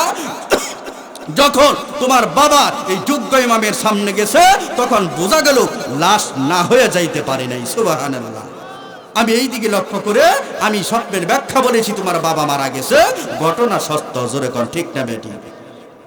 তাহলে কি পরিমাণ সূক্ষ্ম মেজাজ আল্লাহ তাআলা মুহাম্মদ ইবনে সিরিনকে আল্লাহ তাআলা দান করেছিল। মুসলমান ভাইরা রে আমার, আপনাদের কি কষ্ট হচ্ছে? জবান খুলে বলেন কষ্ট হচ্ছে? আলোচনা কি থামবে না আরো চলবে? ও দুনিয়ার মুসলমান ভাই, এই মুহাম্মদ ইবনে সিরিনের কাছে ইমাম মালিক তার খাদেমরে পাঠাইছে, মনে আসেনি আপনাদের? ইমাম মালিক রহমাতুল্লাহি আলাইহি 5 আঙ্গুলের স্বপ্নের ব্যাখ্যা করার জন্য তার খাদেমকে পাঠাইছে, যাও মুহাম্মদ ইবনে সিরিনের কাছে যাও, তবে সাবধান, আমি মালিকের পরিচয়টা গোপন রাখবা। এই খাদেমটা দৌড়াইয়া মুহাম্মদ ইবনে সিরিন রহমাতুল্লাহি আলাইহির কাছে গেল। ওই জায়গায় যাওয়ার পরে হুজুরকে ডাক দিয়ে বলল, হুজুর, আমি সুদূর মদিনা থেকে আসছি একটা স্বপ্নের ব্যাখ্যা জানার জন্য। কেউ যদি রাতের বেলায় আল্লাহর পয়গম্বরের কাছে তার হায়া সম্পর্কে প্রশ্ন করে, তো আল্লাহর পয়গম্বর তাকে স্বপ্নের ভিতরে 5টা আঙ্গুল দেখায় দিছে। হুজুর, এই স্বপ্নের ব্যাখ্যাটা কি হতে পারে জানার জন্য আমাকে মদিনা থেকে পাঠানো হয়েছে। জোরে কোন সুবহানাল্লাহ। মুসলমান ভাইরা রে আমার, এবার মুহাম্মদ ইবনে সিরিন রাহমাতুল্লাহি আলাইহি এই স্বপ্নটা শোনার পরে খাদেমের চেহারার দিকে তাকায়। ইমাম মুহাম্মদ ইবনে সিরিন রাহমাতুল্লাহি আলাইহি চেহারার দিকে তাকিয়ে দেখে এই লোকটা তো এমন দামি স্বপ্ন দেখতে পারে না। কারণ আল্লাহর পয়গম্বরের মজমার ভিতরে প্রশ্ন করা এটা সাধারণ কোনো ব্যক্তির পক্ষে সম্ভব না। ওই রকম কামালিয়াত অর্জন করলে স্বপ্নে রাসূলের জিয়ারত সম্ভব হয়। জোরে কোন কথা ঠিক না বেঠিক? মুহাম্মদ ইবনে সিরিন গোলামের দিকে তাকাই, দেখে না এই চেহারাই তো সম্ভব না। এবার খাদেমকে ডাক দিয়ে বলতেছে, ভাই, এই স্বপ্নের ব্যাখ্যা বলবো, কোনো সমস্যা নাই, তবে এর আগে জানতে চাই স্বপ্নটা কে দেখছে। জোরে কোন সুবহানাল্লাহ। এই স্বপ্নটা কে দেখছে ভাই, আগে তার পরিচয়টা জানতে চায়। এবার খাদেম বলতেছে, হুজুর, তার পরিচয় বলা নিষেধ, পরিচয় বলার অনুমতি দেয় নাই।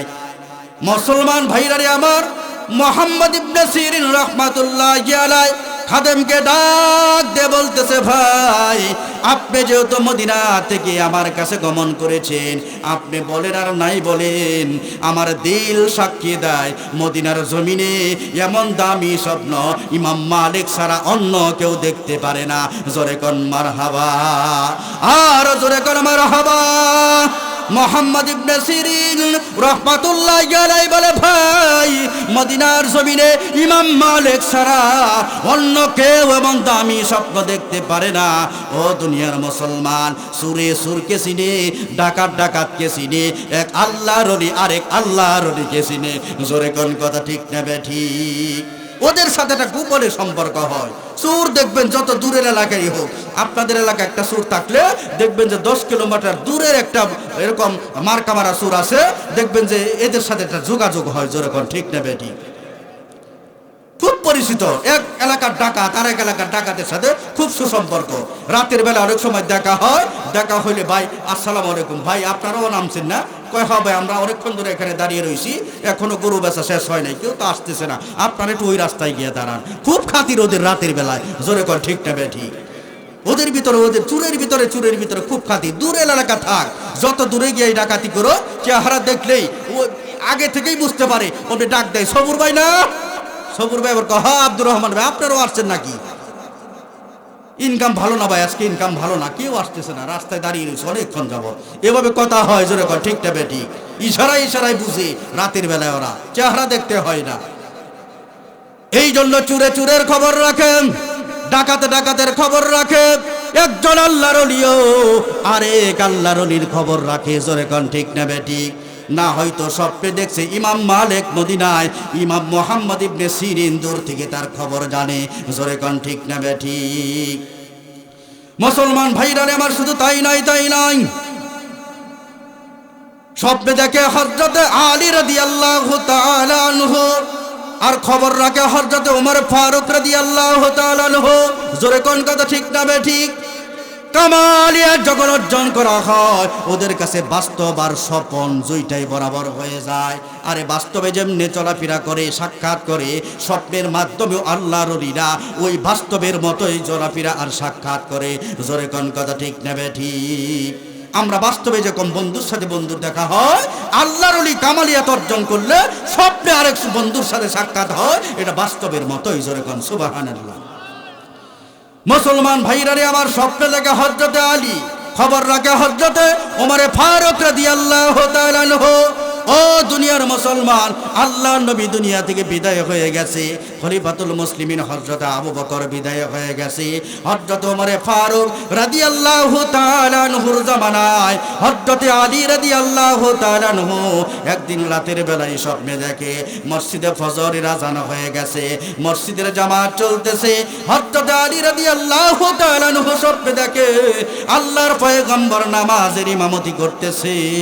হযরত আলী দৌড়াইয়া নামাজের ভিতরে দাঁড়াইলেন, সমুদ্র কণ্ঠে আল্লাহর পয়গম্বর নামাজে তেলাওয়াত করতেছে। তেলাওয়াত শোনার পরে নামাজ শেষ হয়ে গেল। আল্লাহর পয়গম্বর সাহাবায়ে কেরামের দিকে মুখ করে তারপর বসে বললেন।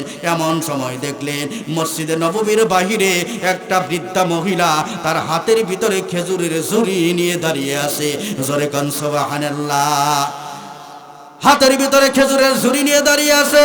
আল্লাহর পয়গম্বর এক সাহাবীকে পাঠাইলো, যাও দেখো ওই মা কি বলে। বৃদ্ধা মহিলার কাছে আসার পরে বৃদ্ধা মহিলা ডাক দিয়ে বলে, বাবা আমার গাছের নতুন খেজুর, এই খেজুরটা নিয়ে আসি পয়গম্বরকে হাদিয়া দেব। আল্লাহর পয়গম্বর আমার গাছের নতুন খেজুর খাবে আর সাহাবায়ে কেরামকে খেজুর গুলা খাওয়াইবে, এই জন্য আমার গাছের নতুন খেজুর হাদিয়া দেওয়ার জন্য এনেছি, জোরে কোন সুবহানাল্লাহ। আমাদের এলাকার ভিতরেও গাছের নতুন ফলটা ইমাম সাহেবকে দেওয়ার চেষ্টা করি, জোরে কোন ঠিক না বেঠিক? বোঝা গেল ওই সিস্টেমটা দুনিয়ার কেউ শিখায় নাই, এইটা রসুলের জামানা থেকে বরকতপূর্ণ একটি কাজ, জোরে কোন ঠিক না বেঠিক?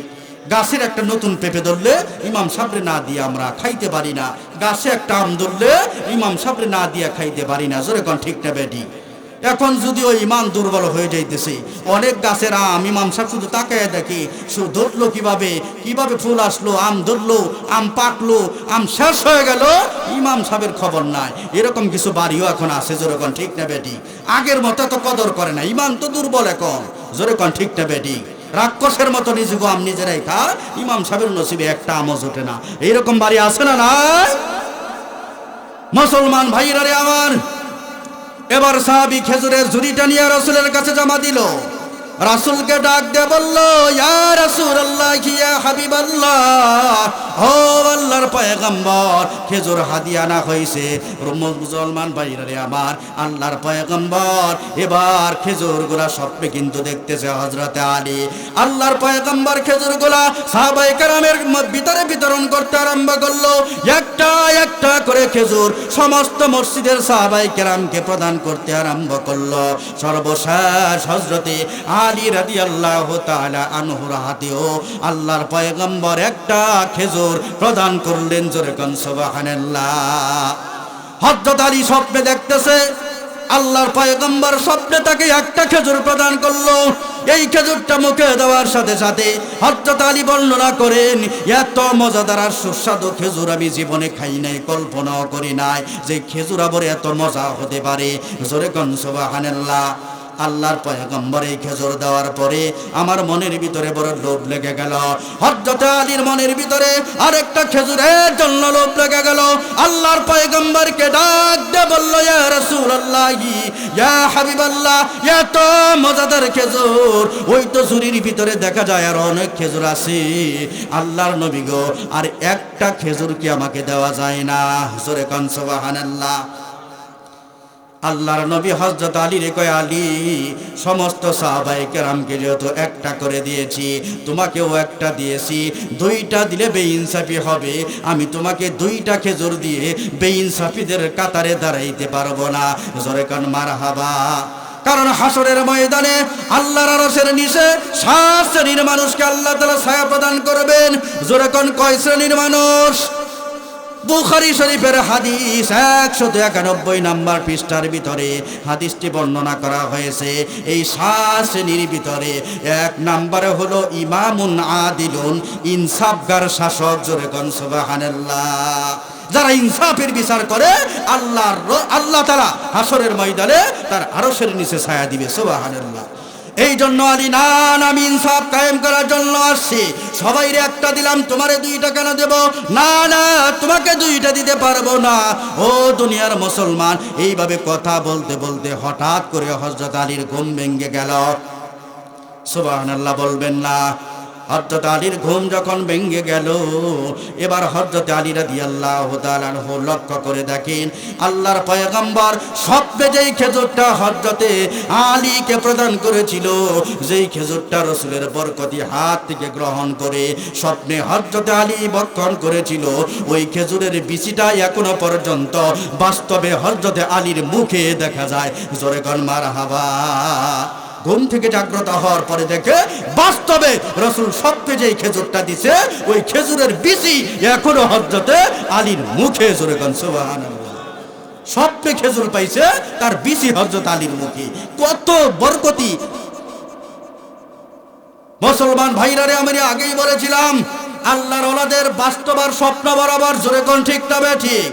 ও দুনিয়ার মুসলমান, হঠাৎ করে দেখে মসজিদে আজান চলতেছে, হযরত আলী বাস্তব আজান চলতেছে, স্বপ্ন ভেঙে গেছে, বাস্তব আজান চলতেছে, হযরত আলী প্রস্তুতি নিতেছে, দৌড়াইয়া মসজিদে নববীতে চলে গেল। মসজিদে নববীতে যাওয়ার পরে দেখি খলিফাতুল মুসলিমিন হযরত ওমর মসজিদের নামাজের ইমামতি করতেছে। জোরে কোন সুবহানাল্লাহ। আর ওই রাষ্ট্রটা কেন সোনালী রাষ্ট্র হবে না, কেন বরকতপূর্ণ হবে না, যে এই রাষ্ট্রের রাষ্ট্রপ্রধান নামাজের ইমামতি করে? জোরে কোন ঠিক নেবে ঠিক? ইমামতির সবচাইতে প্রথম যিনি যোগ্য, তিনি হইল রাষ্ট্রের ইমাম, রাষ্ট্রের নেতা। জোরে কোন ঠিক নেবে ঠিক? হযরত উলামায়ে কেরাম আছে, সবাই জানে যে ইমামতির সবচাইতে যোগ্য হলো যিনি বাদশাহ, যিনি রাষ্ট্রপ্রধান। হযরত ওমর রাষ্ট্রপ্রধান, তিনি নামাজের ইমামতি করতেছে। আর আমরাও এমন নেতাদের আন্ডারে থাকি, আমাদের বর্তমান দেশের কথা বলতেছি, ওরা কি কেউ নামাজের ইমামতি করতে পারে? আমাদের মেম্বার সব ইমামতি করতে পারে না, ইল্লা মাশাআল্লাহ 2-1টা করতে পারে, সেটা ভিন্ন ব্যাপার। আমরা চেয়ারম্যানকে নেতা মানি, চেয়ারম্যান ইমামতি করতে পারে না। ইমামতি তো দূরের কথা, অনেক সময় নামাজই পড়ে না। জোরে কোন ঠিক না ঠিক? অনেক চেয়ারম্যান তো এমন আছে, নির্বাচন আইলে নামাজ পড়ে, নির্বাচনের পরে কোনো নামাজ নাই। জোরে কোন ঠিক না ঠিক? সাথে যারা সৈন্যরা থাকে, কর্মীরা থাকে, তারা কয়, চেয়ারম্যান সাহেব আপনি নামাজ পড়লেন, ওযু তো করতে দেখলাম না। কয়, আরে বইল না, এইটা তো আসলে আল্লাহর জন্য পড়ি নাই, এই নামাজ তো ভোটের জন্য। জোরে কোন ঠিক না ঠিক? কয়, ভোটের নামাজ ওযু লাগে না, এটা তো ভোটের জন্য নামাজ পড়লাম, নামাজ না পড়লে মানুষ আমাকে ভোট দিতে না পারে, এই জন্য মসজিদে ঢুকে গেছি। সব নামাজে কি ওযু লাগে নাকি? জোরে কোন কথা ঠিক না ঠিক? ওযু ছাড়াই নামাজ পড়ি। আমরা তো এমন এমপিদের আন্ডারে থাকি, এমপি নামাজ পড়ে না, ইমামতি তো দূরের কথা। আরে আমরা এমন একটা রাষ্ট্রপ্রধান আমাদের দেশের ভিতরে আছে, এটা সমালোচনা না। আমরা তো এমন একটা রাষ্ট্রপ্রধান আছি, এমন একটা রাষ্ট্রপ্রধানের আন্ডারে আছি, দুঃখ লাগে, দুঃখ লাগে। মুসলমান ভাইরারে আমার, তিনি নামাজের ইমামতি করবে তো দূরের কথা, মসজিদে ঢোকার অনুমতি নাই। জোরে কোন ঠিক না ঠিক? আমাদের রাষ্ট্রপ্রধান তো ইমামতি দূরের কথা, মসজিদে ঢুকাই তার জন্য নিষেধ। মুসলমান ভাইরা রে আমার, এই দিকে আলোচনা করা মাকসাদ না। হযরতে ওমর রাদিয়াল্লাহু তাআলা আনহু ইমামতি করতেছে, কত বরকতি দেশ, তাহলে রাষ্ট্রপ্রধান ইমামতি করে সেই যোগ্যতা আছে যখন, ঠিক না ঠিক? ও দুনিয়ার মুসলমান, হযরত আলী নামাজের ভিতরে দাঁড়ায় গেছে। হযরত আলী যখন নামাজের ভিতরে দাঁড়াইল, হঠাৎ করে লক্ষ্য করে দেখি স্বপ্নে নামাজের ইমামতিতে আল্লাহর পয়গম্বর যেই সূরা আরম্ভ করেছে, বাস্তব নামাজে হযরত উমরও সেই সুললিত কণ্ঠে সেই সূরাটাই আরম্ভ করেছে। জোরে কোন সুবহানাল্লাহ। মুসলমান ভাইরা রে আমার, শুধু তাই নয়, নামাজ শেষ হয়ে গেল, আল্লাহর পয়গম্বর স্বপ্নে যেই রকম ভাবে সাহাবায়ে কেরামের দিকে মুখ করে নামাজের পরে বসছে, খলিফাতুল মুসলিমিন উমরও ওই রকম ভাবে সাহাবায়ে কেরামের দিকে মুখ করে বসলেন। হঠাৎ করে তাকায় দেখে মসজিদে নববীর বাহিরে একটা বৃদ্ধা মহিলা খেজুরের ঝুড়ি নিয়ে দাঁড়িয়ে আছে। জোরে কোন সুবহানাল্লাহ। হযরত আলী শুধু চিত্র মিলাইতেছে, স্বপ্নে দেখলাম কি আর বাস্তবে চলতেছে কি? স্বপ্নেও তো দেখলাম মহিলা দাঁড়াইছে, বাস্তবেও একটা মহিলা খেজুর নিয়ে দাঁড়াইছে। খলিফাতুল মুসলিমিন উমর মহিলার কাছ থেকে খেজুর গুলো আনলেন, সমস্ত মুসল্লিদেরকে খেজুর বিতরণ করতে আরম্ভ করলেন। জোরে কোন সুবহানাল্লাহ। হযরত আলী রাদিয়াল্লাহু তাআলা আনহুকে সর্বশেষ একটা খেজুর প্রদান করা হলো। ওই খেজুরটা মুখে দিতে না দিতে হযরত আলী দেখলো স্বপ্নে আল্লাহর পয়গম্বর যেই মজাদার খেজুর দিয়েছিল, হযরত উমরের বাস্তবে দেওয়া এই খেজুরের ভিতরে একই মজা বিদ্যমান। জোরে কোন মারহাবা। মুসলমান ভাইরা রে আমার, এবার হযরত আলী রাদিয়াল্লাহু তাআলা আনহু খেজুরটা খাওয়ার পরে ব্যাকুল হয়ে গেল, পাগল হয়ে গেল। এত মজাদার সুস্বাদু খেজুর। এবার খলিফাতুল মুসলিমিন হযরত ওমরকে ডাক দিয়ে বলল, এ খলিফাতুল মুসলিমিন, এত মজাদার খেজুর জীবনে খাই নাই, তো ঝুড়ির ভিতরে তো আর অনেক খেজুর দেখা যায়, দয়া কইরা কি আমারে আরেকটা খেজুর দেওয়া যায় না? জোরে কোন সুবহানাল্লাহ। হযরত ওমরের কাছে হযরত আলী আর একটা খেজুর চাইল, ভাই আর একটা খেজুর কি দেওয়া যায় না?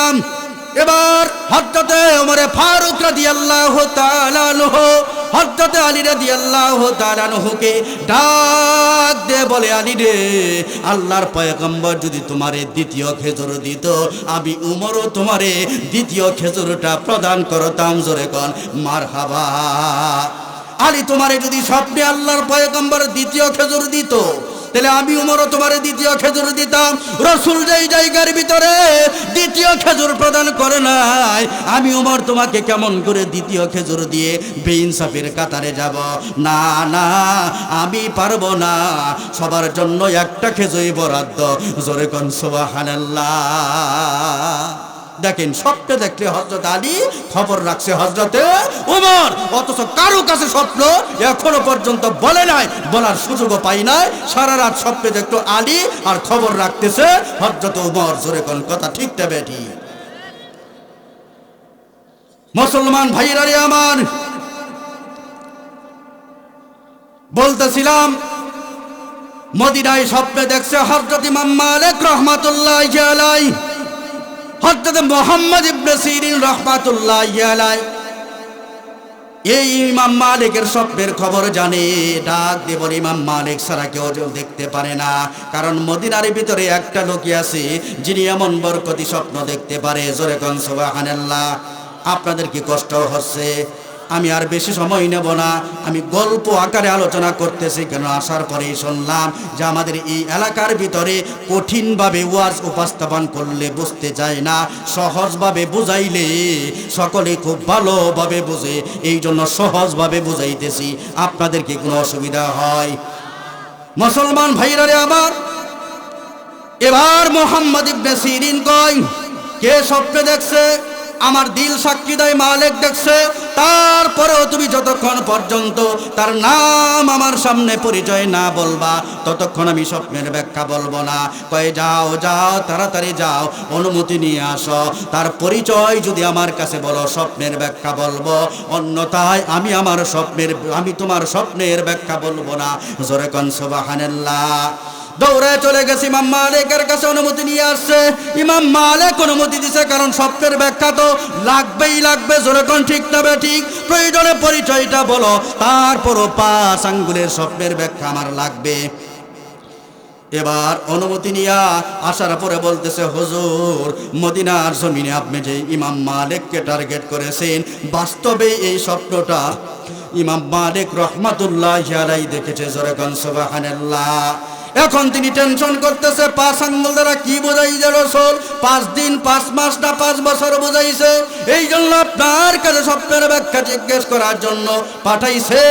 মুসলমান ভাইরা আমার, এবার মুহাম্মদ ইবনে সিরিন রাহমাতুল্লাহি আলাইহি স্বপ্নের ব্যাখ্যা বলল, ভাই তুমি ইমাম মালিক রাহমাতুল্লাহি আলাইহিকে গিয়া বলবা, আল্লাহর পয়গম্বর স্বপ্নের মধ্যে তারে যে হায়াত প্রসঙ্গে 5টা আঙ্গুলি দেখাইছে, এর মাধ্যমে রাসূল ইমাম মালিকের কোনো হায়াতকে বোঝায় নাই, কোনো হায়াতের ব্যাপারে কোনো রকম কোনো ইশারা করে নাই, বরং আল্লাহর পয়গম্বর 5টা আঙ্গুলের মাধ্যমে কোরআনের সূরা লোকমানের 37 নম্বর আয়াতের দিকে ইশারা করেছেন। যেরকম সুবহানাল্লাহ। আমি যে আয়াতটা খুতবার ভিতরে তেলাওয়াত করেছি, মুসলমান ভাইরা রে আমার, এই আয়াতের ভিতরে আল্লাহ রাব্বুল আলামিন জানাইছে 5টা এমন বিষয় আছে, 5টা এমন বিষয় আছে যে 5 বিষয়ের জ্ঞান আমার আল্লাহ ছাড়া অন্য কেউ জানে না। হুজুরে কোন সুবহানাল্লাহ। ওই 5টা বিষয়ের মধ্য থেকে একটা বিষয় হলো মৌতের বিষয়, হায়াতের বিষয়। তো আল্লাহর পয়গম্বর 5 আঙ্গুলের মাধ্যমে ইমাম মালিককে বুঝাইলো, মালিক রে তোমার হায়াত যে কতদিন আছে, এই হায়াত তো 5টা বিষয়ের একটা বিষয়, যে 5টা বিষয় অন্য কেউ জানে না আল্লাহ ছাড়া। এই জন্য আমি মুহাম্মদ বলতে পারবো না আমার আল্লাহ তোমার হায়াত কতদিন রাখছে। জোরে কোন সুবহানাল্লাহ। মুসলমান ভাইরা রে আমার, মুসলমান ভাইরা রে আমার, আলোচনার বেশি লম্বা করব না, আমার মূল পয়েন্টে চলে আসছি। 5 আঙ্গুলের মাধ্যমে যেই 5টা বিষয়ের ব্যাপারে ইঙ্গিত করেছে, তার মধ্য থেকে একটা বিষয় হলো যে আমার আল্লাহ রাব্বুল আলামিন কোরআনের মাধ্যমে বর্ণনা করে, ইন্নাল্লাহা ইনদাহু ইলমুস সাআ। জোরে কোন আল্লাহু আকবার। 5টা বিষয়ের মধ্যে থেকে 1 নম্বর বিষয় হলো আমার আল্লাহ রাব্বুল আলামিন বর্ণনা করেছেন 5টা বিষয়ের মধ্যে থেকে একটা বিষয় হলো কিয়ামতের জ্ঞান। এইটা আল্লাহ ছাড়া দুনিয়ার অন্য কেউ জানে না। জোরে কোন সুবহানাল্লাহ। এই জন্য মাঝে মাঝে বিভিন্ন ফেসবুকে, বিভিন্ন ইন্টারনেটে গুজব ছড়াইয়া দেয় যে আগামী বছরের শুক্রবারে কিয়ামত সংঘটিত হবে। মাঝে মাঝে এরকম গুজব আপনারা পাইছেন কি পান নাই? কই যত খাবার দাবার আছে ভক্ষণ করে নেন, যত পোশাক আদি আছে সুন্দরভাবে ব্যবহার করে নেন, এই তো কিছুদিনের ভিতরে কিয়ামত চলে আসবে।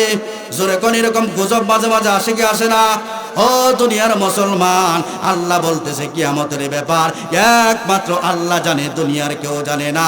এই জন্য সামনে যদি আবার গুজব আসে, আমরা গুজবে কান দেব না। জোরে কোন কথা ঠিক না ঠিক? মুসলমান ভাইরা রে আবার, 2য় নম্বর বিষয় হলো ওয়ায়ুনাজ্জিলুল গাইস। কোন জায়গায় কখন বৃষ্টি বর্ষণ হবে এইটা একমাত্র আল্লাহ জানে, দুনিয়ার কেউ জানে না। দুনিয়ার কাউকে জানার ক্ষমতা দেয় নাই। এখন বলবেন হুজুর, এখন তো মিডিয়া খুললে পাওয়া যায় বৃষ্টি অমুক দিন হবে, অমুক দিন হবে না, অমুক এলাকায় হবে, অমুক এলাকায় হবে না। এই সংবাদ তো আবহাওয়া বার্তারা দেয়। জোরে এখন ঠিক না বেঠিক? মুসলমান ভাইরা রে আমার, এই সংবাদটা ওরা নিশ্চিতভাবে দেয় না। ওরা বলে অমুক অমুক এলাকায় প্রবল বৃষ্টি হওয়ার সম্ভাবনা আছে। যেরকম ঠিক নেবে ঠিক, এত এত তারিখে বৃষ্টি হওয়ার সম্ভাবনা আছে, নিশ্চিতভাবে কোনো সংবাদ দেয় না। কারণ আল্লাহ বৃষ্টি বর্ষণের আগে যেই চিত্রগুলো ইতিপূর্বে আল্লাহ তাআলা তৈরি করে, ওগুলোর উপর গবেষণা করে আর এটা অনুমান করে বলে যে অমুক অমুক তারিখে বৃষ্টি হওয়ার সম্ভাবনা আছে। অনেক সময় হয় না। যেরকম ঠিক নেবে ঠিক। মুসলমান ভাইরা রে আমার, 3 নম্বর বিষয় হলো ওয়ায়ালামু মা ফিল আরহাম। মায়ের গর্ভের ভিতরে কোন সন্তান আছে, এই সন্তান সম্পর্কে একমাত্র আল্লাহ জানে, দুনিয়ার কেউ জানে না। জোরে কোন সুবহানাল্লাহ।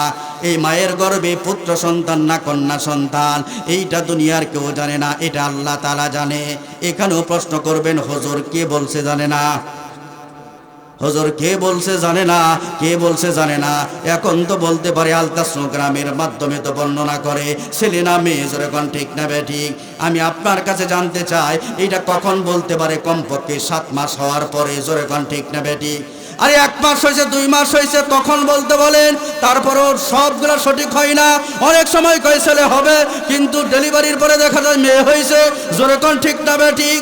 ও দুনিয়ার মুসলমান, আমার আল্লাহ তাআলা বুঝাইলো, ও দুনিয়ার মুসলমান, আমার আল্লাহ রব্বুল আলামিন গর্বের সন্তান ভালো হবে না মন্দ হবে, এইটা উত্তম আখলাকের হবে না বদ আখলাকের হবে, এই সব সম্পর্কে আল্লাহ জানে।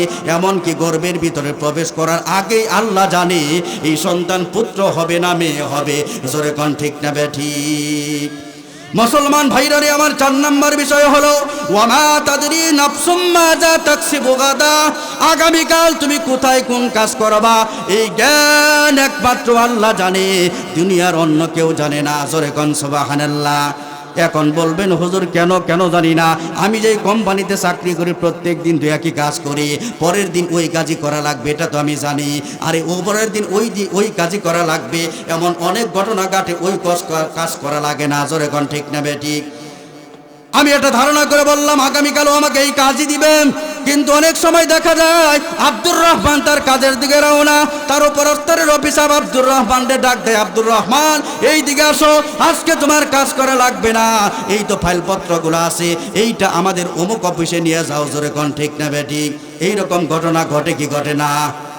এই জন্য ভাই আমরা ধারণা করে বলি আগামীকাল এই কাজ করব, আসলে নিশ্চিত জানি না।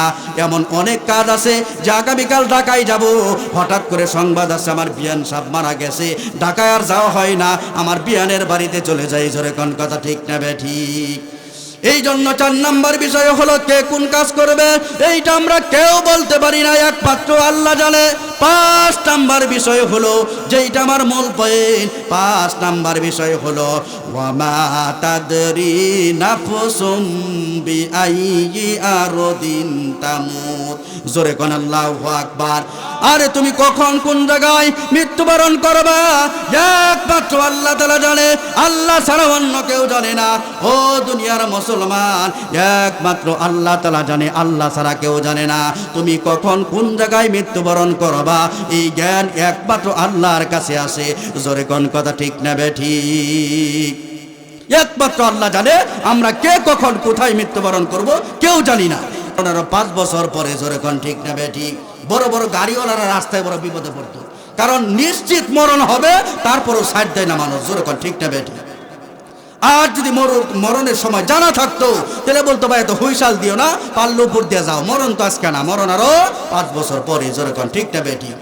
অন্যায় অনাচার আরো বেড়ে যেত, তারা জুলুম নির্যাতন আরো বাড়াইতো, আর মনে মনে ওই মরণের 40 দিন আগে সব মাল সামানা গোছাইয়া চিল্লাই চলে যাচ্ছে, জোরে কোন ঠিক না বেঠিক? কারণ রাসূল বলছে আল আমরু বিল খাওয়াতিম, শেষ ভালো যার সব ভালো তার। সারা জীবন আকাম কুকাম কইরা 40 দিন আগে চিল্লাই চলে যাইতো, 40 দিন আল্লাহর কাছে কান্নাকাটি কইরা আল্লাহর ওলি হইয়া দুনিয়া থেকে বিদায় নিত, জোরে কোন ঠিক না বেঠিক? আর এর আগে জন্মের আকাম কুকাম যা আছে সব করে শেষ করতো। এই জন্য ভাই মৌতের বিষয়টা গোপন রাখার হিকমত হলো জানাইয়া দিলে এটা পৃথিবীতে আর অন্যায় বাড়তো। আর এখনই মারা যেতে পারি, এটা জানার পরেও আমরা জুলুম নির্যাতন কম করি না, জোরে কোন ঠিক না বেঠিক?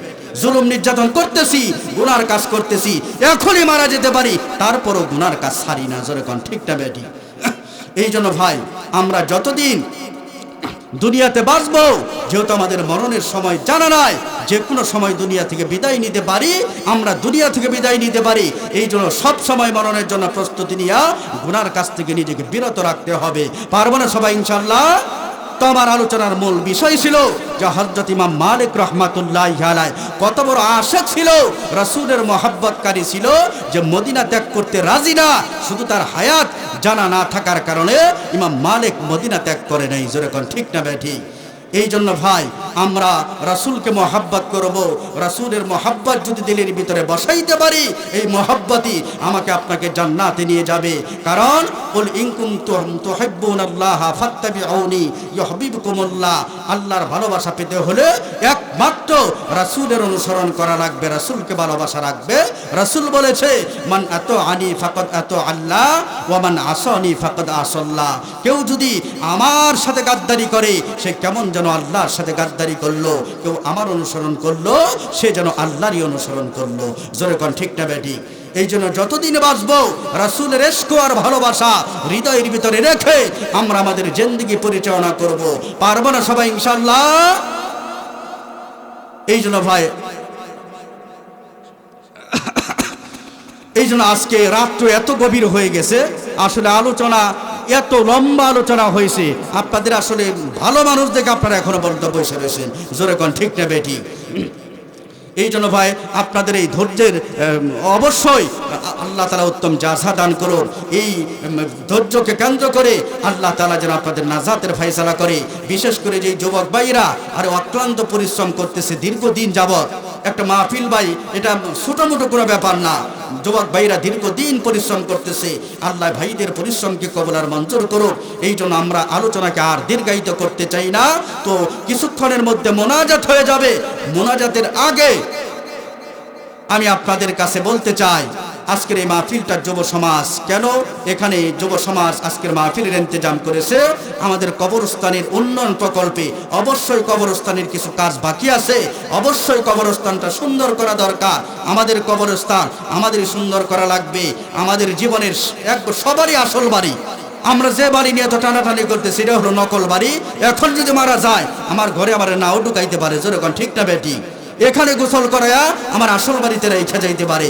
এই জন্য আমার বাড়িটা যেন সুন্দর হয়, আমার এই বাড়িটা সুন্দর করার জন্য মোনাজাতের আগে এখন এমন কোন আল্লাহর বান্দা আছেন কিনা যে আমি 500, 1000 টাকা আমি এই কবরস্থানের উন্নয়নের জন্য দান করব?